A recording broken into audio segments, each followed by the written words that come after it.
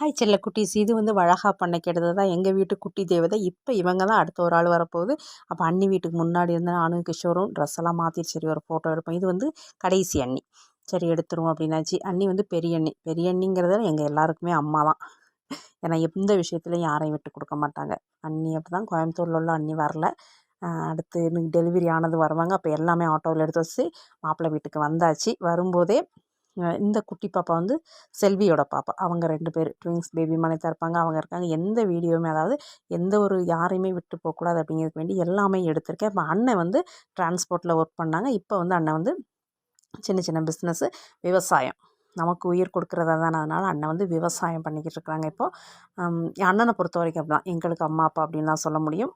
எல்லா விஷயத்துலையுமே அண்ணி வந்து எங்களை நல்லா பார்த்துக்குருவாங்க. யாரும் குறை சொல்ல மாட்டோம். எங்கள் ஃபேமிலியில் அப்படி தான். அப்போ வந்துச்சு அரிசி பெட்டியெல்லாம் உள்ளே கொண்டு வந்து வச்சுட்டு அவங்க வீட்டுக்கு வந்துட்டோம்.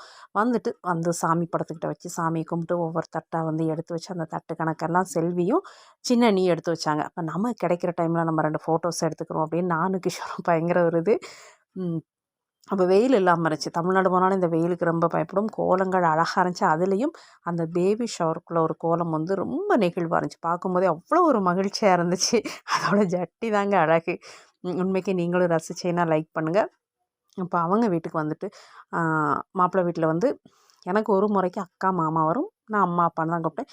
ஒவ்வொரு விஷயமும் நான் ரசித்தேன். ரொம்ப சூப்பராக இருந்துச்சு. அழகாக பண்ணியிருந்தாங்க டெக்கரேஷன். இந்த விநாயகர் வந்து ரொம்ப பிடிச்சிருந்துச்சு. மேலே வந்து வேறு ஒரு இது வச்சுருந்தாங்க. சின்ன சின்ன விஷயங்கள் எல்லாமே புத்தர் சிலை வந்து இருந்துச்சு.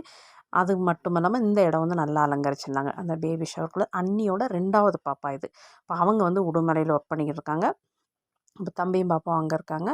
இப்போ அந்த ஒரு நிகழ்வுக்கு வந்து சின்ன சின்னதாக நாங்கள் செஞ்சது விஷயங்கள் வந்து ரொம்ப அழகாக இருந்துச்சு. எங்கள் எல்லாருக்குமே அந்த நாள் வந்து ரொம்ப அழகாகவும் போச்சு, சந்தோஷமாகவும் போச்சு. அப்போ தட்டெல்லாம் எடுத்தாச்சு. அதுக்கப்புறம் கவர்லாம் போட்டு அண்ணி நாங்கள் வரவங்களே வந்தாச்சு. இப்போ செல்வியும் அண்ணி வந்து உட்காந்துருந்தாங்க. அண்ணி என் பேகும் போட்டு உட்காந்தாச்சு. செல்வி வந்து எல்லாம் எடுத்து வச்சுட்டு ஒரு அழகான ஒரு போஸ் வந்து கொடுத்தாங்க. என்னோடய இன்னொரு தங்கச்சி அப்படின்னு நான் சொல்ல முடியாதுமே. இப்போ எல்லாம் எடுத்து வச்சோம்.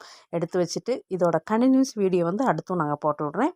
பாருங்கள். வீடியோஸ் பிடிச்சிருந்தா இது வந்து பாப்பாவோட அக்கான்னு சொன்னோம்ல அவங்க. அப்போ விளக்கெல்லாம் எடுத்து வச்சு அதையுமே எல்லாம் நல்லா வந்து விளக்கு பொருத்தி விட்டாங்க. இப்போ தொடங்கினது வந்து நாங்கள் 10 மணிக்கு தான் தொடங்கினோம். காலையில் ஒரு 9 மணிக்கே நாங்கள் இங்கேருந்து போயிட்டோம். சின்ன சின்ன அதை மாவிலையில் வந்து இது பண்ணியிருந்தாங்க. அப்போ அங்கே உள்ள குட்டி குட்டி மெமரிஸ் எல்லாம் ஃபோட்டோஸ் எல்லாம் எடுத்தோம். வீடியோஸ் பிடிக்கும்னு நினைக்கிறேன். பிடிச்சா மறக்காமல் லைக் பண்ணுங்கள். இந்த மாவிலையில் செஞ்ச இது வந்து எங்களுக்கு ஒரு டிஃப்ரெண்ட்டாக இருந்துச்சு. சின்ன சின்ன டெக்கரேஷன் ஆனால் அவ்வளோ நிகழ்வாக இருந்துச்சு. நெகிழ்வான ஒரு விஷயம். வீடியோஸ் பிடிச்சதா லைக் பண்ணுங்கள்.